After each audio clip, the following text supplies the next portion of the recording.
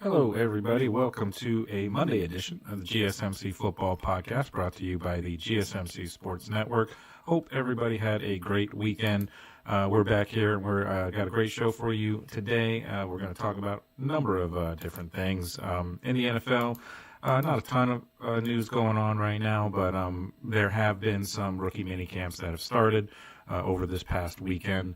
6 teams as of Saturday and Sunday have opened rookie minicamps, so we're going to talk a little bit about that in the first segment. And also we're going to discuss some fantasy football a little bit as well, and some rookie outlooks as well. And make sure you stick around for later in the show, and we're going to get into some college football. I'll be giving you my top 5 college quarterbacks this coming season, as well as a USC Trojans preview on their upcoming season after they just picked up a couple of big-name recruits over the past couple of days. So we'll talk about that. But before we start, I would like to ask that you guys like and follow the show. If you have a question or anything that you want to add to the show, definitely do that. If you want to make yourself heard, definitely go over to the Super Chat and do that. Your input is a big part of what makes this show great after all. So we thrive on your energy and your insights, and whether it is just a quick comment, a thoughtful question, or just an opinion that you just want to share, don't hesitate to drop it in the chat. And if you want to make sure that your message stands out and gets featured on the show, there's an easy way to do that, and that is, of course, the Super Chat feature. Just click the $ at the bottom of the chat box to send in your Super Chat. This guarantees that your message gets on the air, and it's also a great way to support the channel. We rely on your support to keep bringing you the sports content that you love, so we appreciate all of the support that you guys give us. So go ahead, let us know what you're thinking. Hit that Super Chat button. Let's keep this show interactive and exciting, and if you prefer, you can also go to the website at gsmcsports.net to tip, donate, and leave a question or a comment there. We couldn't do what we do without you guys, and we're thankful to have you as part of our community. And once again, that link, if you want to hit the website, is gsmcsports.net. All right, so let's go ahead and get into the show here. First segment, we're going to talk about just some rookie minicamps and some other NFL news that has been going around as of right now, or as of this past weekend, I should say. There are 6 teams that have opened rookie minicamp, those being the Ravens, Cowboys, Packers, Chiefs, Eagles, and Seahawks. All of those teams opening their rookie minicamps this past weekend. In Baltimore, the expectation there around the first practices or so is that first-round pick Malachi Starks, the safety out of Georgia, and second-round pick Mike Green, the edge rusher out of Marshall. Both will be immediate contributors, is what it is looking like so far. Looking pretty good in their first couple of practices with Baltimore. Obviously, this is very, very early on in the process here.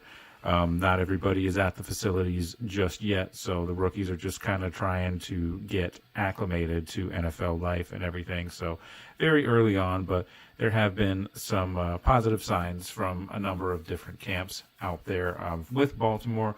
Offensive line is also another area to just kind of keep an eye on during this rookie minicamp process. They added 3 offensive line players in the NFL draft, so obviously that is a point of emphasis for the Baltimore Ravens, trying to keep Lamar Jackson protected and also keep opening those holes for Derrick Henry to keep that running game as effective as they usually are, especially after last year being as effective as they were with Derrick Henry. So offensive line is definitely a priority over there, so just a couple of things to keep an eye on there. Moving on to some other teams that have got their rookie minicamps going on. The Cowboys are another team that opened, and one of the biggest takeaways from the first day of practice for the Cowboys rookies was the energy that the coaching staff has exhibited going into this first day of rookie minicamp. Obviously, this is the first open practice of the Brian Schottenheimer era. He is a first-year head coach for the Dallas Cowboys this year, so a lot of pressure on him, as there always is with any coach of the Dallas Cowboys, but especially Brian Schottenheimer, as he seems to be Jerry Jones, his pick alone.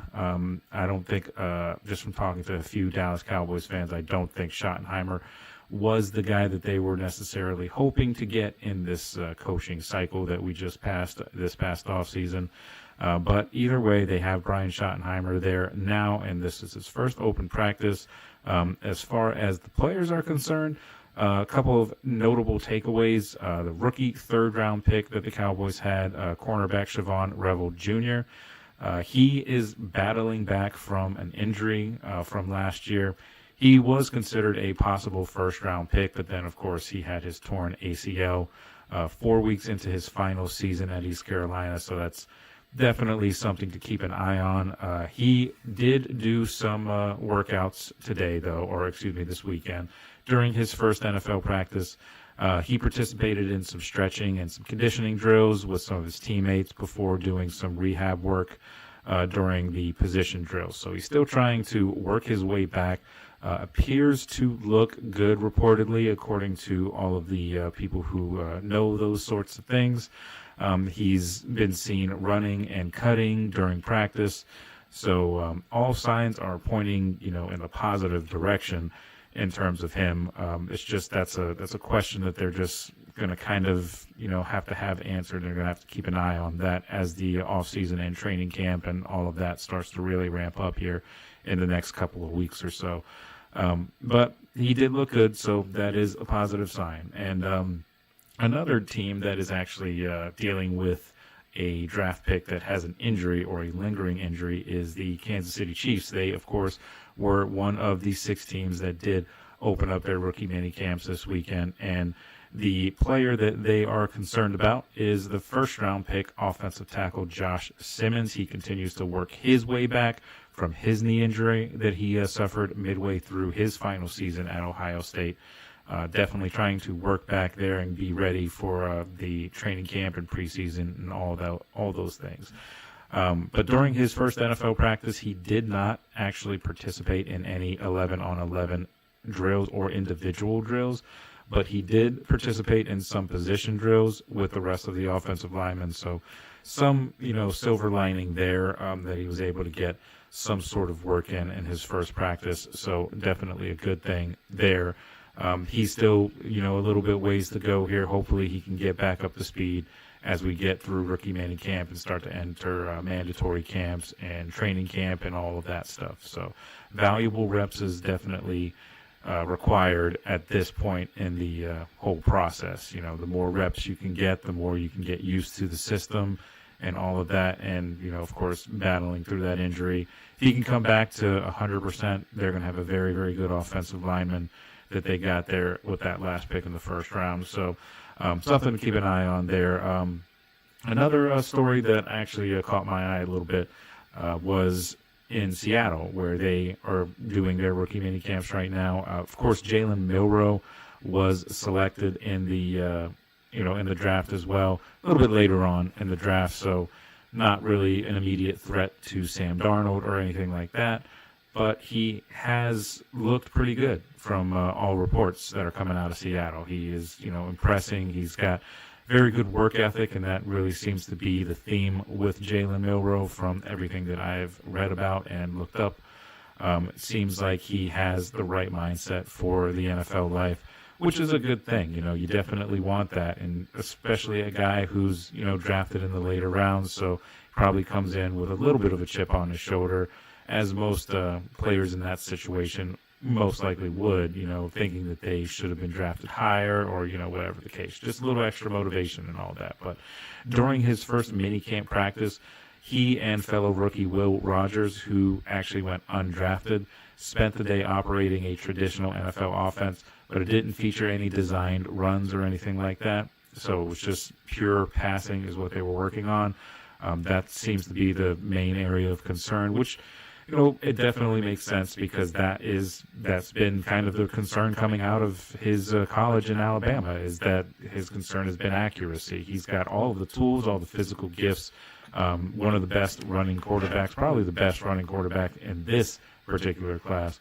He has a lot of upside. If he can reach his potential, he can be a very, very good quarterback, somewhere along the lines of like a Jalen Hurts or something like that. It's very possible if he can reach that kind of potential anyway.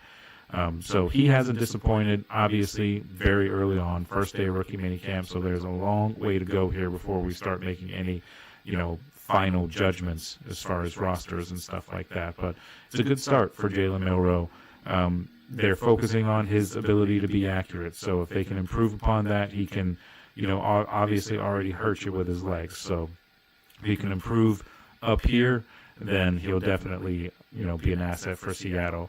I don't know if he'll get any kind of playing time in the regular season, barring an injury, of course, or anything like that. But I definitely would expect him to get a lot of work in the preseason as they try and kind of work through some of the, drawbacks that he's had in college, in terms of accuracy and all that. But he has the potential to be a very, very good quarterback. So definitely something to watch there. So those are kind of the only real notable stories that are kind of going on in that first day. Obviously, it's very early, so not a whole lot to really talk about or report on in terms of mini camps, but just a few stories here and there. I did want to also add that this isn't rookie mini camp talk or anything like that, but earlier today there was an announcement that the Washington Commanders are potentially going to be hosting the 2027 NFL Draft. It's going to be in Washington, D.C., and there's also talk that might be due to a potential new stadium there at RFK Stadium. So that's something to kind of keep an eye on. I've always thought Washington has been super, super overdue for a new stadium. So obviously with the new ownership and the newfound optimism in Washington with how their last season went under Jaden Daniels, there's a lot of positivity going on in Washington as far as football is concerned. So that makes sense that they want to try and build a better stadium for a potential contender. And it's been way overdue because that stadium is just an absolute mess, whether that be things falling on Jalen Hurts or things dripping, leaking from the ceiling, whatever the case is, or, just the cursed field that it is, with so many knee injuries to quarterbacks have taken place on that field.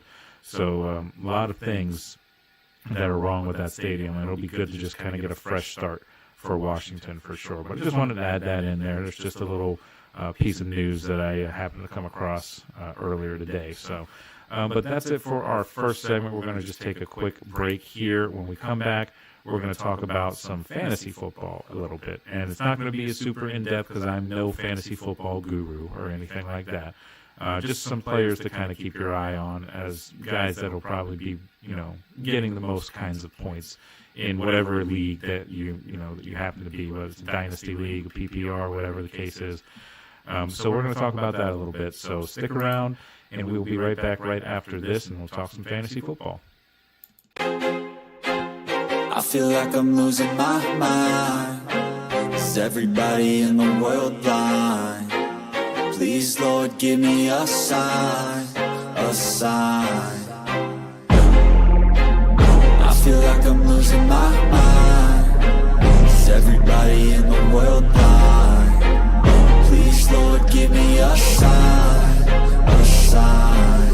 I wanna be the greatest. Everybody on the fake shit. I look around and feel like everybody is the fakest. I make this every day and I'm impatient, hoping one day I blow up from the basement. Statement, the top is so vacant. I don't hear shit that I think is amazing. Waiting for my day when I'm playing sold out shows for 1,000 faces. Hey, give me that crown, get in my way and to be put down. It ain't your place, all this my town. If I want that shit, then I'll get it right now. I'm losing it, the noose it fits. I'm losing shit, a stupid myth. You choose to live or choose to dip. You choose to fight or lose your grip and lose a gift. I feel like I'm losing my mind. Is everybody in the world blind? Please, Lord, give me a sign, a sign. I feel like I'm losing my mind. Is everybody in the world blind?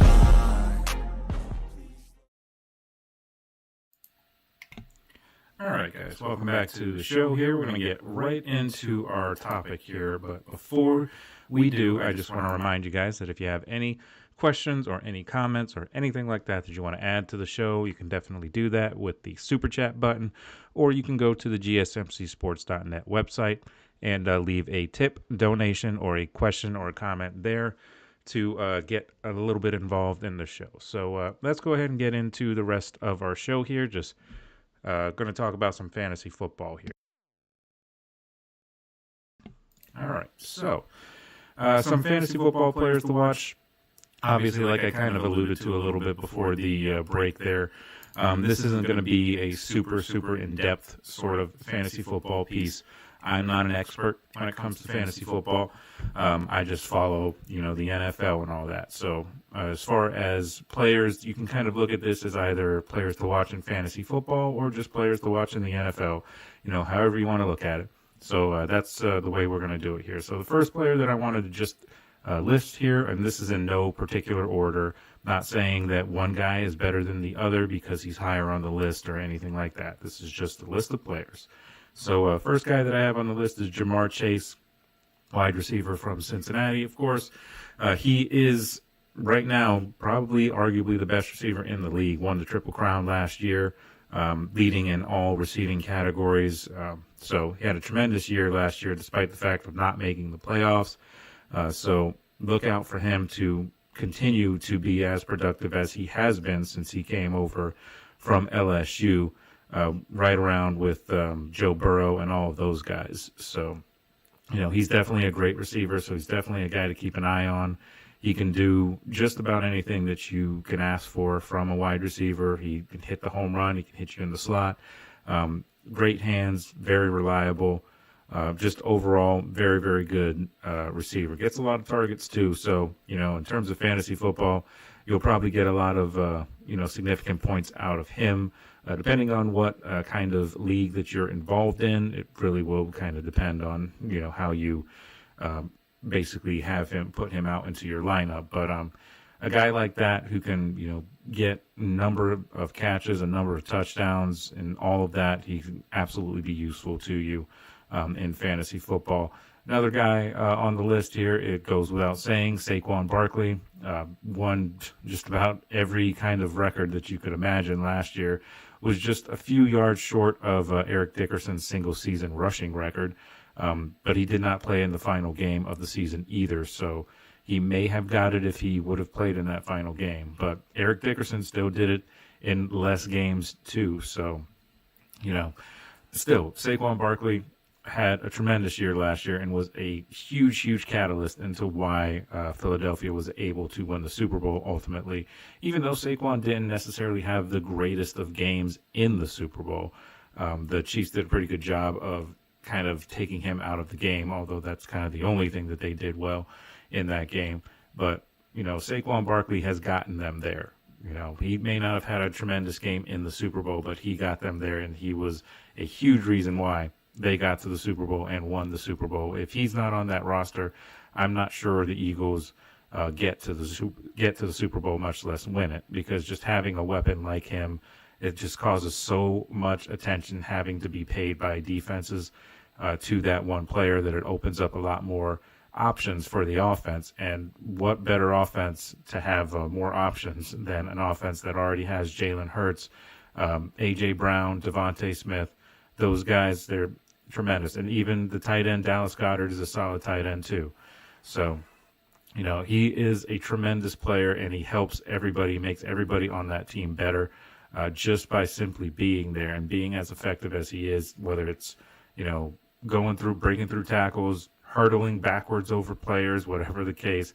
He can do it all, and he would be useful to anybody who's starting a fantasy football team. I know when I used to be really into fantasy football when I was a little bit younger, it was along the days where people would kind of tend to draft running backs with the first pick. Now, I haven't been super into fantasy football since then, so I don't know if it's still a thing, but it feels like it probably would be for a guy like Saquon Barkley. If he's there and you're picking, in your draft in the first round, then, I think you'd be a fool to pass him up, because yes, you can get other players for, high quality players, high quality points and all that stuff. But Saquon can do so much, and he's so effective as it is that, it's a no brainer really. If he's out there, you definitely want to scoop him up.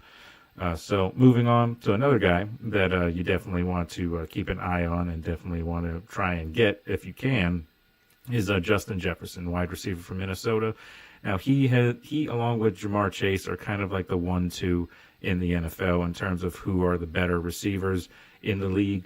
Jamar Chase, of course, won the Triple Crown last year, so it's kind of hard to put any receiver over him right now. But if you're going to put any receiver over Jamar Chase at all, then Justin Jefferson would be the most logical one that you would do, because Justin Jefferson has done just about everything that Jamar Chase has done short of the Triple Crown. You know, he's been, tremendous in Minnesota the entire time that he's been there.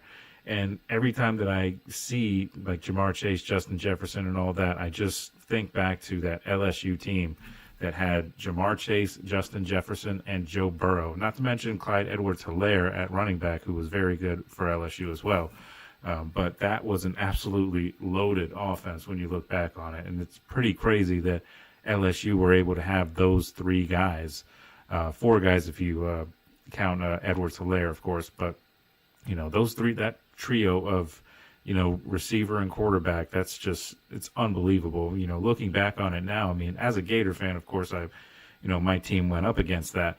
But just looking back on it now to see how good all of those players have become in the NFL and the careers that they have managed to, file out for themselves, it's pretty impressive that offense was able to have those three guys, pretty crazy. But Justin Jefferson, if not for a guy like him, Sam Darnold doesn't have the year that he had last year and maybe doesn't get the contract that he got in Seattle. Although, there are some criticisms about that contract, but we won't get into all that. But he wouldn't have gotten an opportunity to be a starter elsewhere if not for a guy like Justin Jefferson. Obviously, you can point to Jordan Addison, too, as being part of that. But Justin Jefferson really is the guy that kind of drives that offense in Minnesota. So, it'll be interesting to see how Sam Darnold handles not having a guy like Justin Jefferson. He's still got decent receiving options there in Seattle, though. But it'll be interesting to see if he can get back to the same type of, effectiveness that he was having in the early parts of the season. I know he had the last two games of the year weren't great, but overall he still had a great year, and it was largely because of Justin Jefferson and the plays that he was able to make. But other guys on the list that I wanted to mention as well, quarterbacks, obviously I haven't mentioned quarterbacks yet, but Joe Burrow, we mentioned him with Jamar Chase and Justin Jefferson, that trio of LSU players that are now in the NFL. But Joe Burrow, last year, tremendous year, despite the fact not going into the playoffs. He had MVP-like numbers, was setting records for the Cincinnati franchise. So he was, very, very good for them. And he obviously is going to be a high pick in any fantasy football league just because of all of the plays that he's able to make. I mean, last year, and it may be pretty much the same this year, but last year the Bengals really had to get about 30-plus points per game in order to be competitive in every one of their games because their defense struggled so much that the offense was just forced to basically score 30-plus points or lose. And luckily for the Bengals, Joe Burrow has the ability to do that. But, as we also saw last year, you can't live and die on that because you won't make the playoffs. If you have a terrible defense and a tremendous offense, it's very, very likely that no matter how good your offense is, your defense will still be the thing that holds you back. And it definitely was the case last year. And if the Bengals can get just some sort of semblance of improvement from that defense this year, then they could be really, really dangerous in the NFL and the AFC in particular. But Joe Burrow is the guy that kind of gets it all going. He has had injury issues in the past, so as long as they can keep him upright and keep him healthy, with the offensive line consistently being an issue since he's been there, if they can shore that up a little bit and get better play out of their defensive players as well, then Joe Burrow can continue to feast, and the Bengals will be a lot better off for it than they were last year because of, the slow start that they had last year, the 1-4 or 1-3 start, whatever it was. And then they were ultimately able to get out of that hole and get to an above 500 record. But as we all know, it was not enough, and they were unable to make the playoffs. But Joe Burrow, definitely somebody to keep an eye on. Other guys, fantasy-wise, goes without saying, MVP, reigning MVP Josh Allen.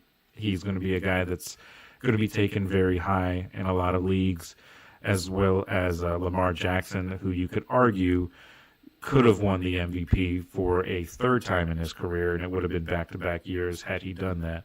But they did end up giving it to Josh Allen, and Josh Allen did deserve it. I mean, he had a great year. And I think a lot of that was people wanted Josh Allen to have it because Lamar Jackson has won 2 MVPs already.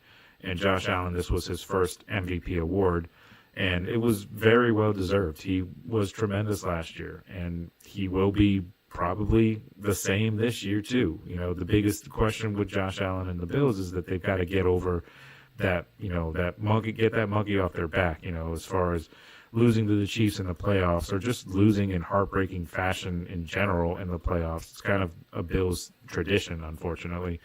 But they can get over that hump, then maybe Josh Allen can get that next level, get to the next level in his career and get to a Super Bowl. It would certainly be fun to watch Josh Allen compete in the Super Bowl because of how explosive he can be and all the crazy plays, backyard football kind of plays that he can make. So that would be fun to see. So obviously we mentioned Lamar Jackson as well. He was an MVP candidate last year.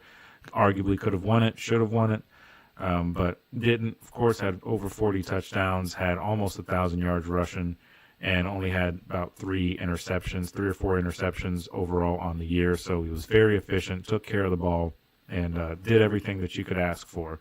But a good reason why he was as good as he was his partner behind him, which was Derrick Henry. And he's on this list too. He's another guy that is going to be taken very high in other draft classes, fantasy draft classes.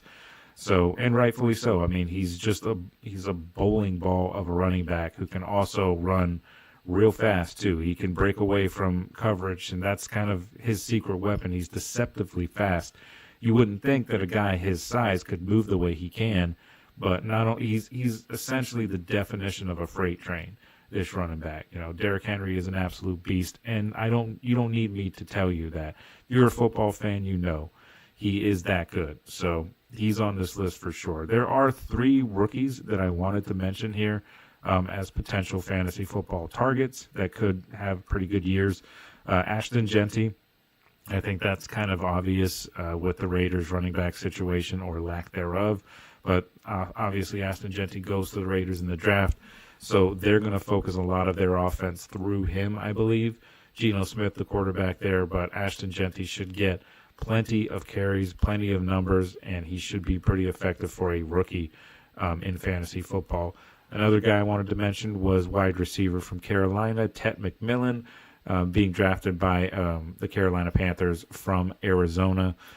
So he was listed as the top wide receiver in this draft class, outside of Travis Hunter, who played the dual positions.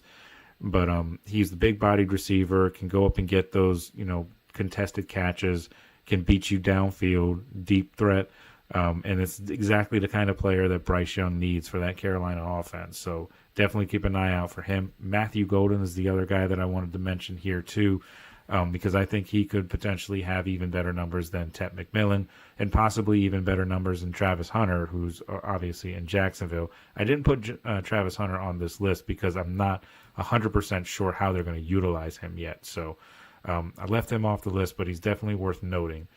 He could get some fantasy football points here pretty significantly, depending on how he's used. But Matthew Golden, I like him here because Green Bay, it's the one thing that they've been really kind of hurting on over the past few years, and that's a big play wide receiver.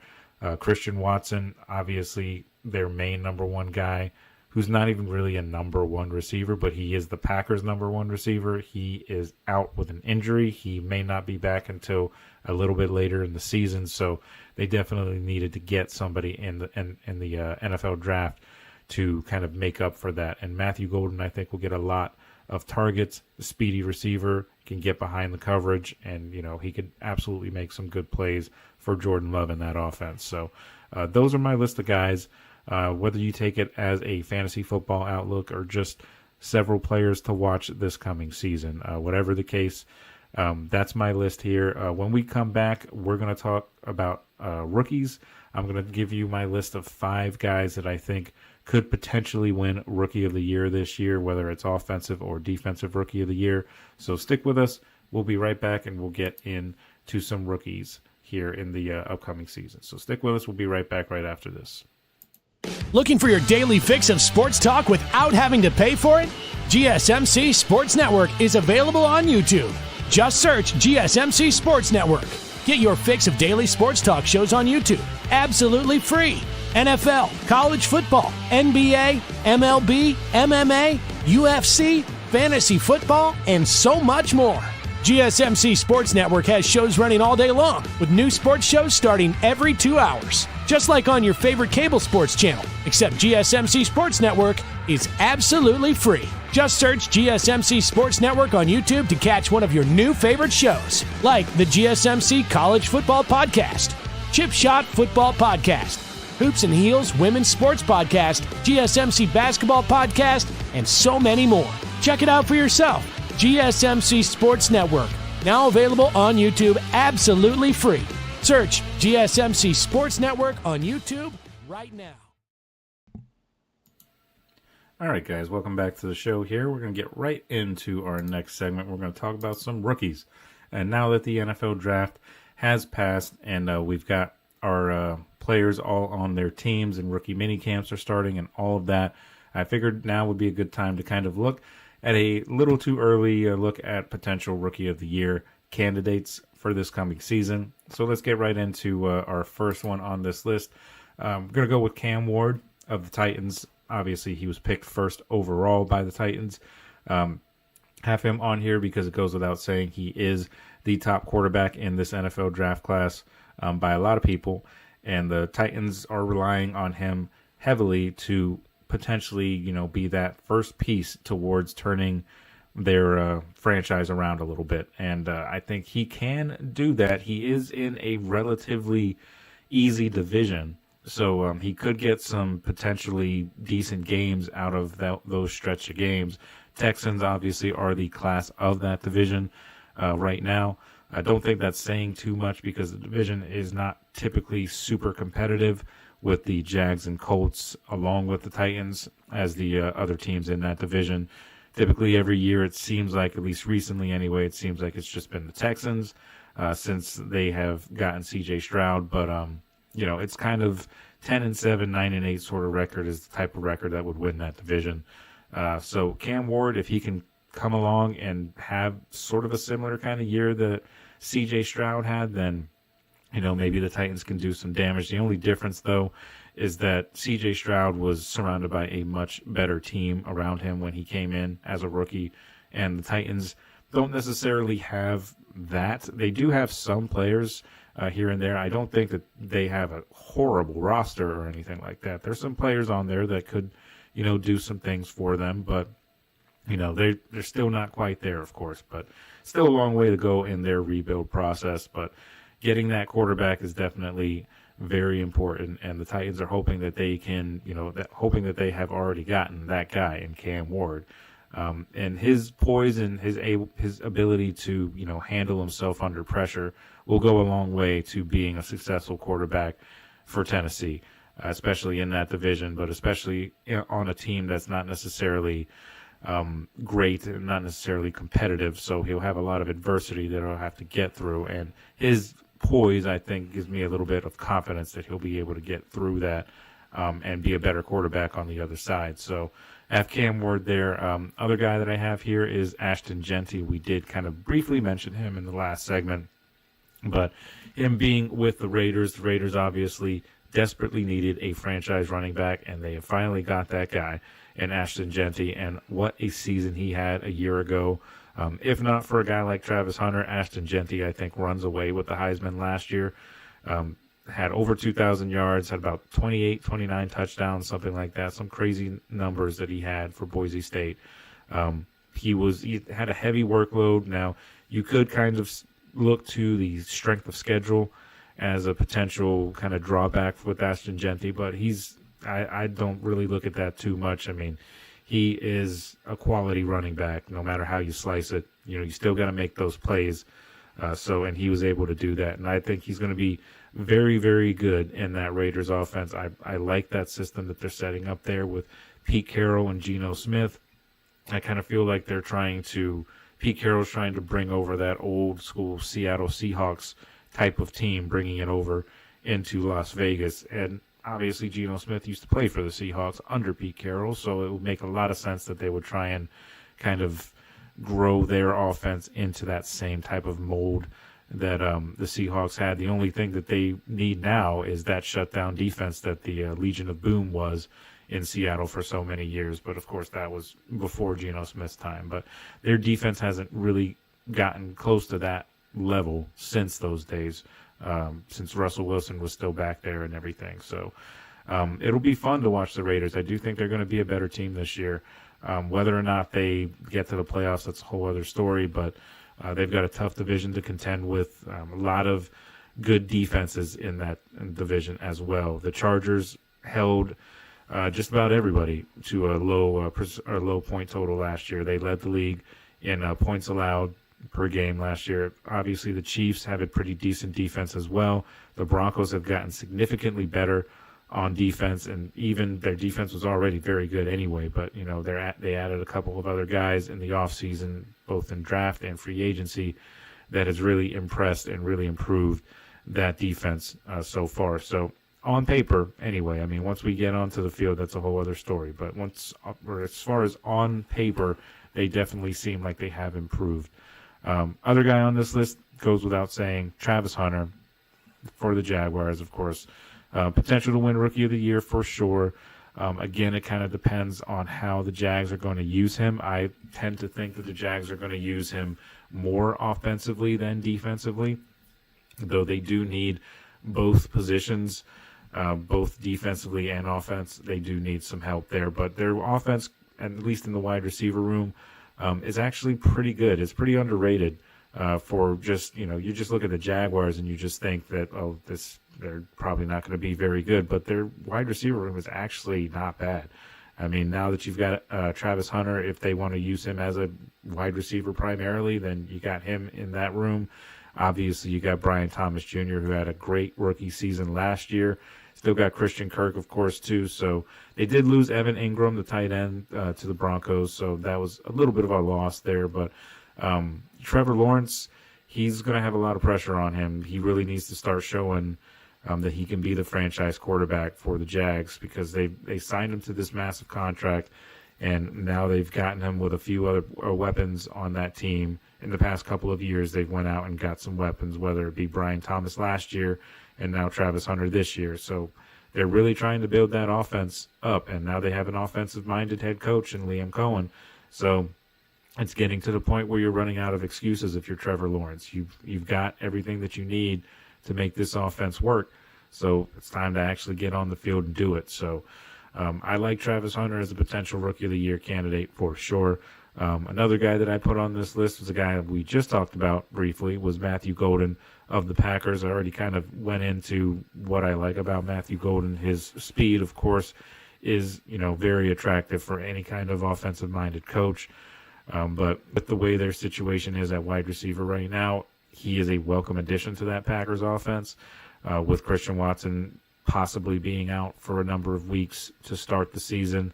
Matthew Golden will be thrust into a role that maybe he didn't necessarily expect in his first year, but maybe he did. I mean, it's, wide receivers, of course, they have that mindset where they are, every wide receiver thinks they're the greatest wide receiver in the league. So, I'm sure he believed that he would be there. But either way, regardless of all that, I think Matthew Golden is going to be a quality receiver for the Packers. And he's at a good organization. The Packers are one of the best run organizations in the NFL. They've got a good quarterback in Jordan Love. They're very well coached with Matt LaFleur. So they've got all of the pieces there. And Matthew Golden can be a very good asset, whether you're playing him in the slot because of his speed, or you want to get him on the outside to try and take the top off of the defense. He can do both of those things. So it'll be very fun and very exciting to watch him play. And he could be in the position to possibly win Offensive Rookie of the Year.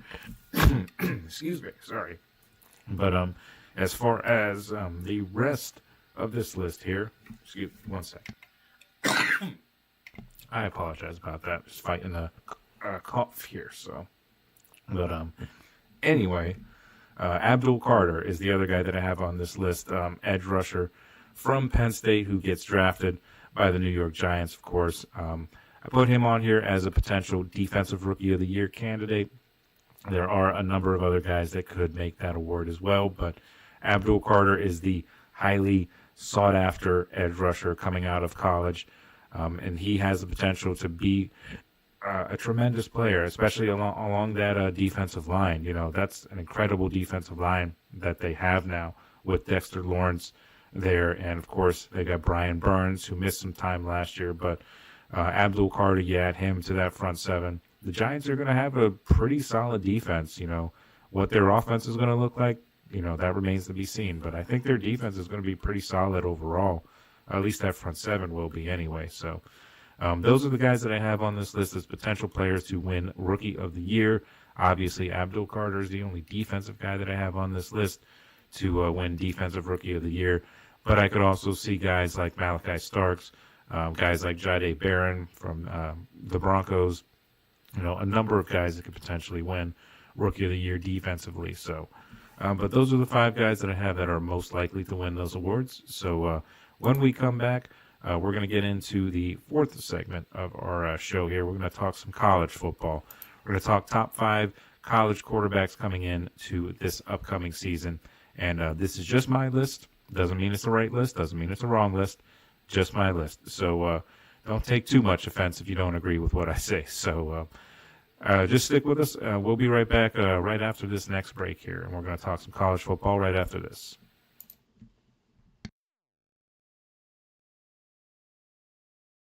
For the best and latest podcasts available anywhere, go to the podcast app on your cell phone and type in GSMC to access free content-rich podcasts on health and wellness, book reviews, sports, entertainment, relationships, social media, movies, technology, finance, and even weird news. Subscribe and download the GSMC Podcast Network's family of shows, available everywhere podcasts are found.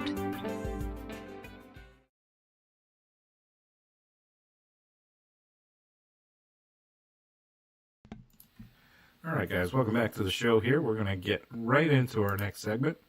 We're going to talk some college football, some college quarterbacks, top 5 quarterbacks that I have coming into this upcoming season. Excuse me, still trying to fight over this cough there. I just had a little bit of a coughing fit there in that break, so I apologize for that. But getting right into it, at number 5, I have Garrett Nussmeier from LSU. Taking a look at some of the things that he did last year, his numbers last year, 64.2% completion percentage, and just over 4,000 yards passing at 4,052, 29 touchdowns, 12 interceptions with a 142.7 quarterback rating.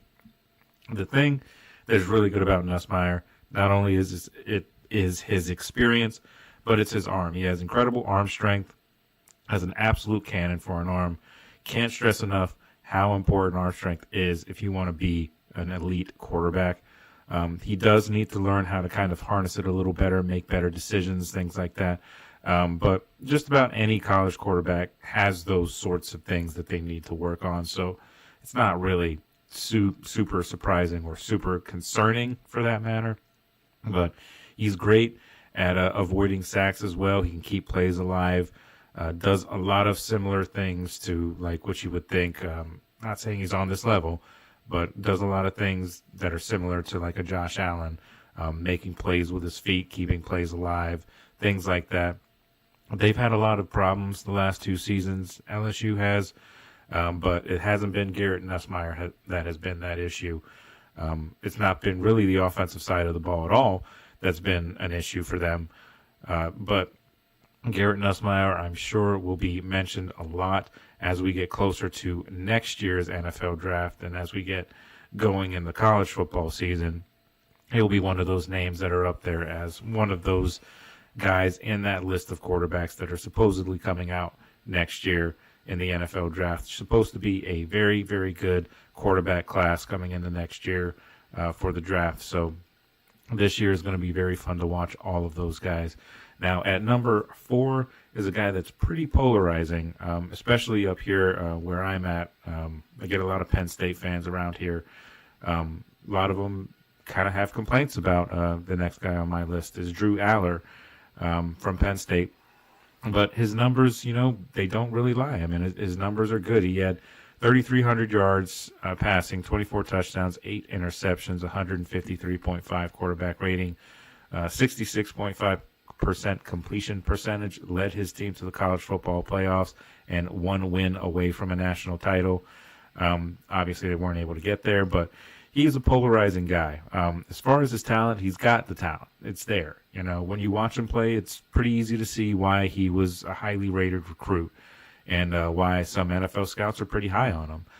But the problem is that he looks great against teams that Penn State are better than.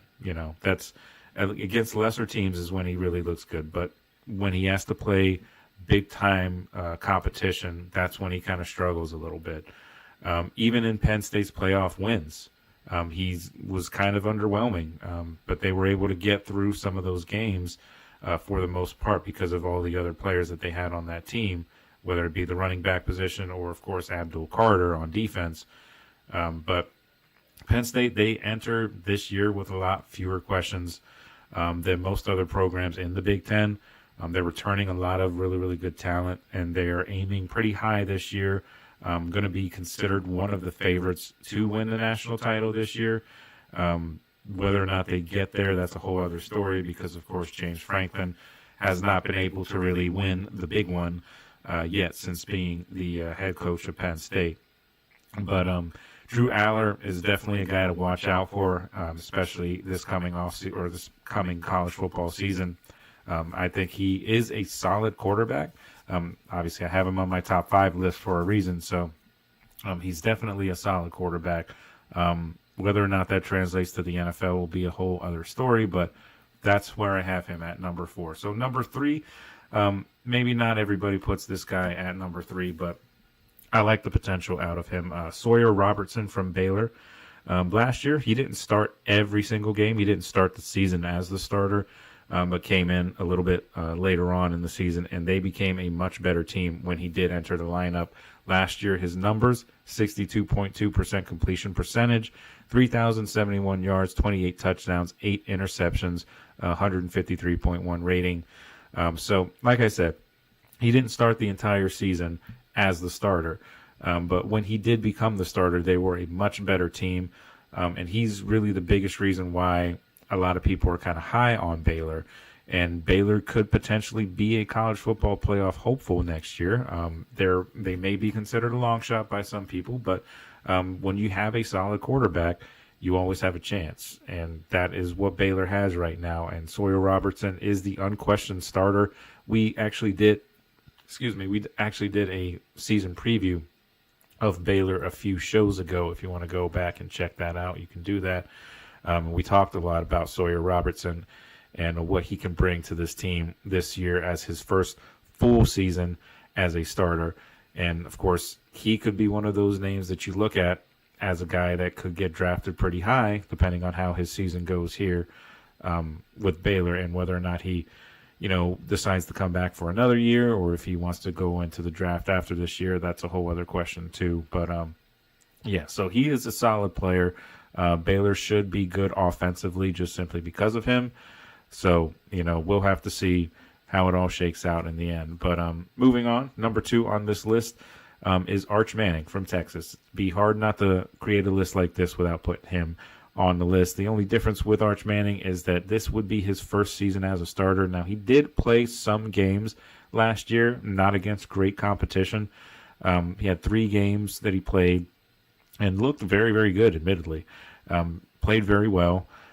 Comes from a Manning family, the football family. So he's definitely got it in his blood to be able to be a very, very good quarterback.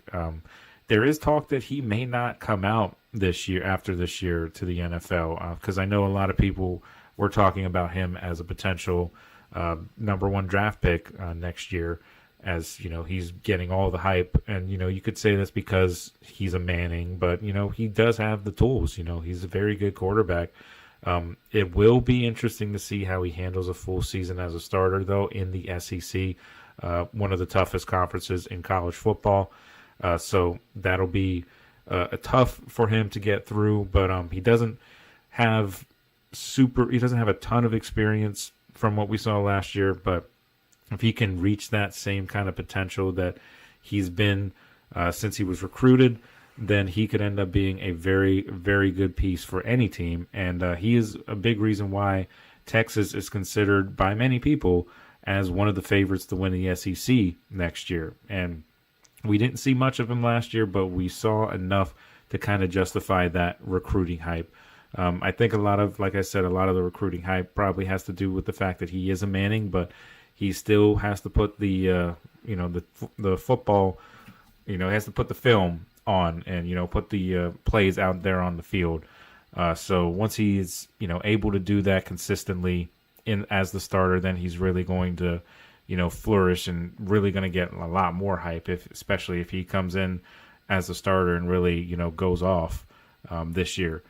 I think it would probably benefit him for staying an extra year after this year, just to kind of fine-tune all of his skill sets.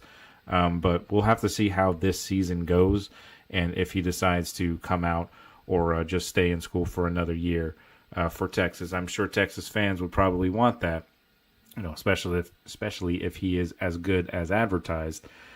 So we'll see. But the number 1 guy that I have on this list, and I know he's a number 1 guy on a lot of other people's lists, but that is Cade Klubnik from Clemson. Last year, he had tremendous numbers, won the ACC for Clemson, beating SMU in that pretty entertaining ACC championship game. But he had 63.4% completion percentage last year, 3,600 yards, 36 touchdowns, 6 interceptions, 148.3 quarterback rating. So with Klubnik, some people could say that they were kind of skeptical on him heading into last year. In his first game against Georgia, didn't really do anything to kind of sway that notion. But as the season went along, you really started to see the quality in his play. The schedule got a lot easier, which kind of helped him gain his confidence back, helped him play a lot better. And then when you kind of look around, there's no real quarterback out there that really matches his combination of experience and talent and production. And like I said, he won the ACC last year, and he is very likely to do so again in 2025, depending on what happens with SMU, who came out of nowhere last year, and they still have a lot of talent on that team as well. So that's a team to watch out for. And I think the ACC as a whole will probably be a little bit better than they were last year, so it may not be so simple for Clemson to just win the ACC again, but they are the favorites, and there's favorites for a reason, and that reason mainly, I think, is Cade Klubnik. I really like what he could potentially bring to an NFL team as well, but especially this year for Clemson. So that is my list of 5 guys that I think are the best quarterbacks coming into this coming season. I'll go through it again. Number 5, I have Garrett Nussmeier from LSU. Number 4, Drew Aller from Penn State. Number 3, Sawyer Robertson from Baylor. Number 2, Arch Manning, Texas. And number 1, Cade Klubnik from Clemson. All of those guys, high-quality quarterbacks, and I'm sure they should have a pretty solid season this coming year. So we're going to go ahead and we're going to take a break real quick. And when we come back, we've got our final segment of the show. It is the USC Outlook. Obviously, USC has been in the news the past couple of days because they had got a couple of good recruits, and we'll talk about them here in this next segment. So stick with us, and we'll be right back for our final segment of the day.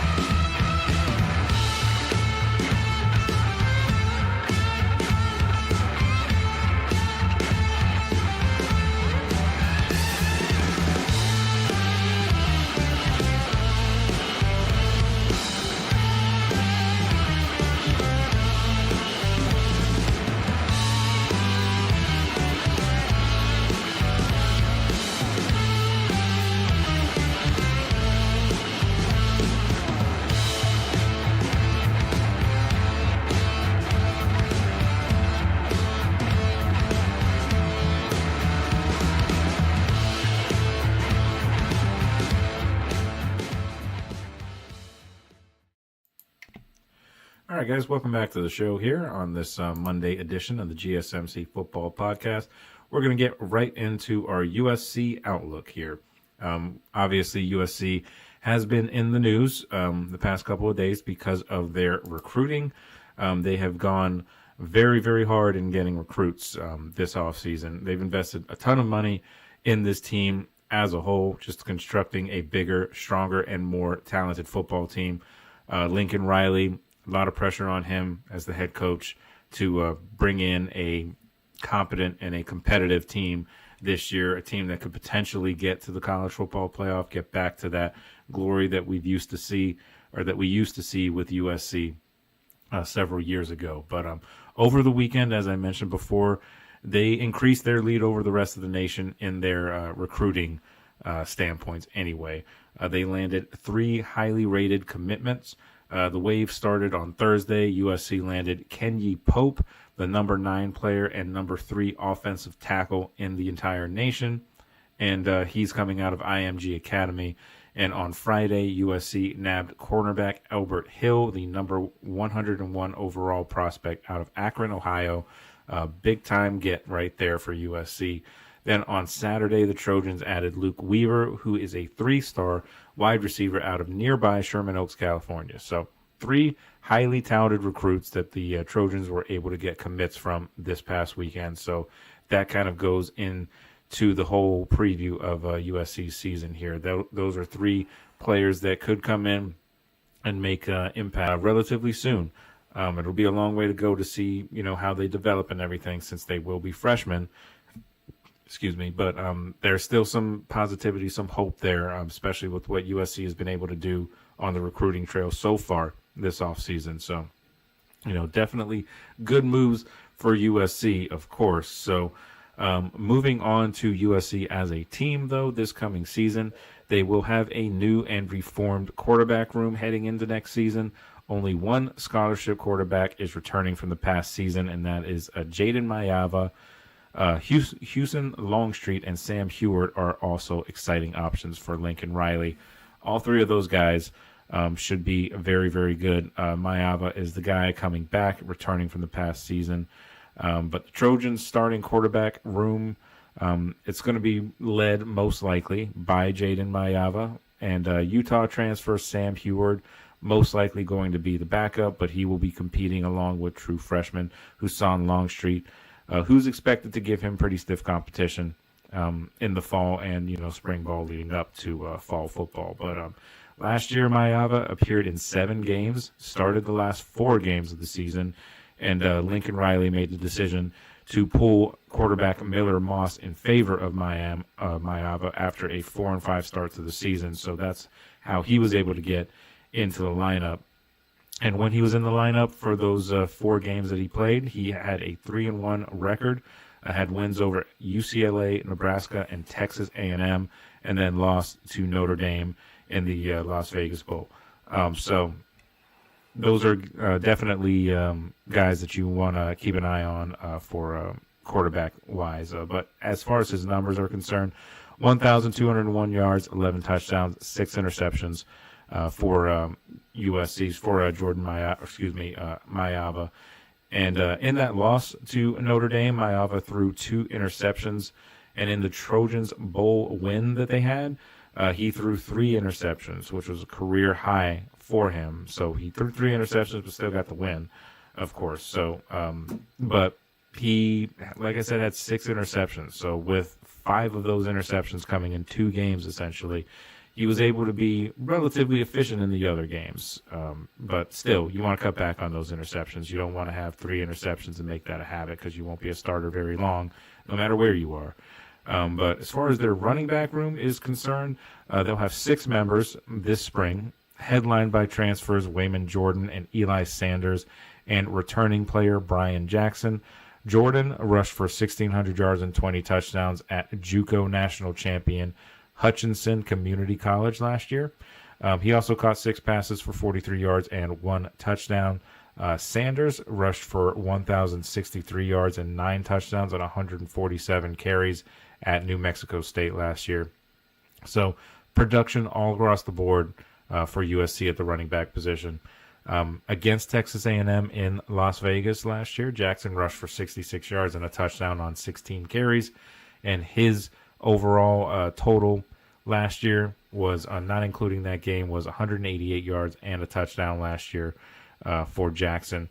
So not as much experience on that regard for Brian Jackson, but he still is coming back. He is one of the few returning players, so I'm sure he will get some carries, maybe not the lion's share of the carries, though. But another returning running back who will participate in spring ball is Marion Peterson. He'll be joined by the true freshman early enrollees Harry Dalton III and Riley Wormley.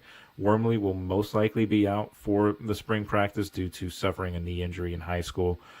So that is something to keep an eye on as we keep going, as spring football continues, spring practice continues, and all of that. So at the wide receiver position, going into spring camp, which is headlined by Makai Lemon and Jacoby Lane. They return the team's top two receivers from last season in Lemon and Lane. And Lemon was a rising third-year junior, was the Trojans' leading receiver last year with 52 catches, 764 yards, and 3 touchdowns. And Lane ended his second-year sophomore campaign with 43 catches for 525 yards and 12 touchdowns. So very, very productive for him, of course. His 12 touchdowns tied for third nationally among all college football wideouts. So that is a good player to have returning to your lineup for sure. USC also returns Jay Fair, who was a reserve, a fourth-year senior, Xavier Jordan, a redshirt freshman, Josiah Zamora, a fifth-year senior, and Jaden Richardson, a sixth-year senior. That group combined to catch 9 passes for 87 yards and just the 1 touchdown last season. So not a ton of experience in that lineup there, but, of course, they can still be quality players and they can get something out of this offense. And, of course, adding in some freshman talent in the recruiting trail just in this past couple of days here, that will also add a little bit of a wrinkle to that wide receiver room. So we'll see how that all shakes out as well. Defensively, the interior defensive line going into spring camp was headlined by some young depth and massive transfer additions in both nose tackles Keyshawn Silver and Jamal Jarrett. USC returns emerging veteran Devin Tompkins, who will be a favorite to start at defensive tackle, and nose tackle Kobe Pepe, who has added 20 pounds this offseason. So trying to get a little thicker on that defensive line there. The Trojans also returned several young defensive tackles in Carlin Jones, Jide Abasiri, Radomana Bulabaluvu. The program also welcomed 3 defensive tackles from the 2025 class in Floyd Boucard, Cash Jacobson, and 4-star Jakeem Stewart, and they will play defensive end as well. Linebacker is also headlined by returning star redshirt senior Eric Gentry, and also some young potential to go along with that. But Gentry himself was playing at an All-American level through the first run of the season before his injury started to pile up. He had some head injuries, some concussions, things like that. So that's a concern always for sure. The room will officially welcome former defensive back Anthony Beaver Jr., who moved to linebacker in the middle of the season last year. So linebacker room will be a little bit different in that regard. But the room loses plenty of experience as well. 2 of the 3 starters graduating, leaving the door open for the youth to step up, mainly sophomore Desmond Stevens. There's also going to be depth concerns for the room with such inexperience on the field and only 2 incoming freshmen in the summer. So USC will need to think of potentially adding some transfer depth as well. So, and they have already, shown that they're, of course, not really shy about doing that. So for sure, that's going to be something to watch. With these additions and all of this outlook just overall, I could see USC competing to potentially, get up there. I think they'll be pretty competitive in the Big Ten for sure overall. I don't quite see them as a college football playoff team yet, though. There's still just too many questions. Quarterback is still kind of a question mark. You're not really sure if you're going to get consistent play out of whoever it is that winds up being the starter there, whether it's Sam Heward or Mayava or, whatever the case. So quarterback is a question mark. So I could see them getting to possibly about maybe 7 or 8 wins. The odds right now have the Trojans at about 7.5 wins. I could see them doing like kind of right around that level. I think that's a pretty good number to be at for USC. 8, possibly 9 wins, but it is the Big Ten that they're in, though. It's not the Pac-12 anymore. So, it's going to be a tough road for USC. But I don't think they're going to get into the college football playoffs, though. That's just where I'm at with USC overall. So that is my outlook for USC. If you guys agree, disagree, whatever the case, just want to comment, whatever it is, definitely feel free to do that. But that's going to wrap up our Monday show. I hope you guys all enjoyed it. Those of you who stuck around to watch it, I appreciate it. And as always, I thank you guys all for joining us on this show. GSMC Football Podcast, as always, presented by the GSMC Sports Network. Your support does mean a lot to us, so please remember to subscribe to the show and leave a positive review. It really does make a difference.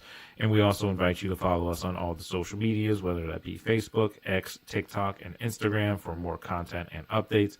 And I thank you guys once again for joining us. I hope you guys have a wonderful night, and we'll see you same time, same place right here on the GSMC Football Podcast tomorrow night.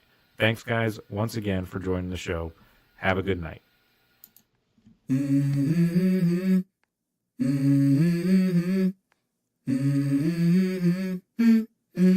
Let's go. I wake up to a little bit of drool on my pillow, feel like it's gonna be a bad day. Yeah, I'm tired of shit, and the coffee ain't hit yet, damn, ain't that great.